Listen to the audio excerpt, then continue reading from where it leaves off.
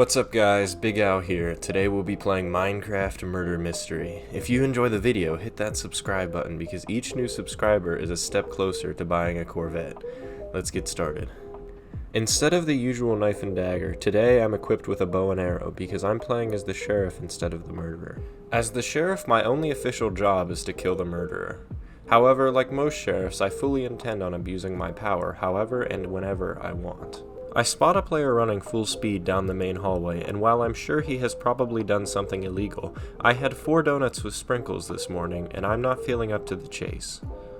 I walk out into the courtyard for a bit of fresh air when I spot a player that, despite the colorful sweater, strikes me as sort of vampire-y, if that's even a word. Even though I ordered all of the players inside, I spare his life because if by any chance this player is a vampire in real life, the systemic vampirism is already punishment enough. I approach a player attempting to make a 4-block jump, and rather than being the friendly neighborhood cop that I should be, I instead choose to heckle him severely, prompting him to quickly leave. I then approach a group of players and ask if they've seen anything out of the ordinary. You know, since I'm supposed to be tracking a killer, not making fun of players. I tell them that if they don't give me some information, that I'll plant drugs on them and arrest them. They ask if they get to keep the drugs, and after I tell them no, they tell me that they saw a woman being abducted by the notorious gang, the Big Dog Withers. I approach the gang, and apparently they have captured a woman and are forcing her to do something unspeakable against her will. Actually, it's pretty speakable. They were just holding her hostage until she attacked in the clan war, which seems pretty reasonable to me, but is nevertheless illegal. After allowing her to escape, she takes a liking to my classic sheriff's mustache and asks to feel it. Unfortunately, her boyfriend thinks there is something else going on, and so I murder the jealous beta male before he can do any more damage. Unfortunately, I also die in the process, because if you murder the wrong player, you also die. I just assumed that there would be no consequences, just like in real life. Anyway, we spawn in again, but not as the sheriff right away. Apparently, you need 10 coins to become sheriff, so I begin working on that. Meanwhile, we come across a player with an Among Us skin. He says that he identifies as Sus, and at that moment I regretted not being the sheriff, as I would have ended his life in an instant. I continue to collect coins, feeling kind of guilty for actually playing the game as it's supposed to be played. However, I remind myself that this is all to hunt the identifies as Sus player, and the guilt goes away. I only need 1 more coin, but I proceed to get distracted by 3 dinosaur skeletons that are being portrayed on the wall. Apparently, this is the only set of identical triplet dinosaurs that have ever been found.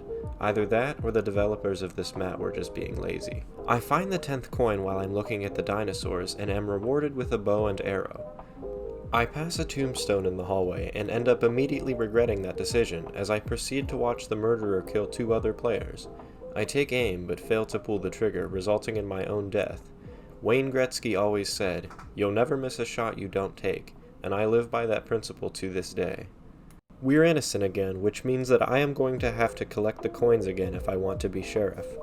I'm collecting coins and intel on the other players when I notice that there is a huge ledge looking down into the main area of the house. I have always wondered what it would be like to be emo for a day, and what better way to experience emo culture than by purposefully injuring myself. I proceed to jump off the balcony, but am not injured because an angel catches me at the last second. Either that or fall damage is turned off. I will test this in real life later. I come across a guy in a Fallout skin. I tell him that I'm falling in love with him because I'm a punny guy, and he points his weapon at me and tells me to leave. Meanwhile, I finally find the last coin, and once again I am a sheriff. I find a woman wearing a cow costume and ask her if she'll take it off for me. I'm not a perv, I just wanted to have it for myself. You see, the plan was to wear it on a farm and see if someone will try to milk me. What a funny prank. Anyway, I come across the Fallout guy again, and am planning on ending his life for the crime of not wanting me back when the game suddenly ends. Another player has solved the mystery, which is a real bummer because I worked really hard on solving it myself. We spawn in what appears to be a greenhouse. 2 players immediately start conversing in Spanish, which somehow fits with the whole greenhouse theme, but I shut it down pretty quickly. I head up the stairs, and as I pass the other players, they all congratulate me for putting the Spanish speakers in their place. Just kidding, they call me a bigot and scream obscenities. I approach a player that, judging by his sombrero and worn out rancher jeans, is one of the guys I told to speak English, and ask him if he wants 2 taco. He's all like, of course I do, but that's racist and stereotypical, and I'm all like, no, I meant taco about who we think the killer is. Wow, my puns are really on point today.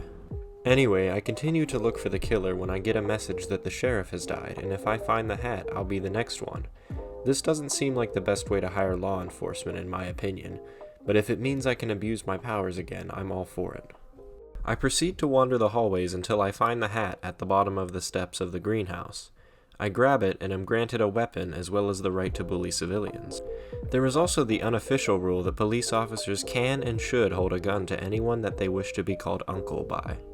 I immediately take advantage of this power, threatening multiple citizens before someone ends the game by killing the murderer. If you enjoyed this video, make sure to like and subscribe, and if you have any recommendations, feel free to leave them in the comments below. Thanks for watching.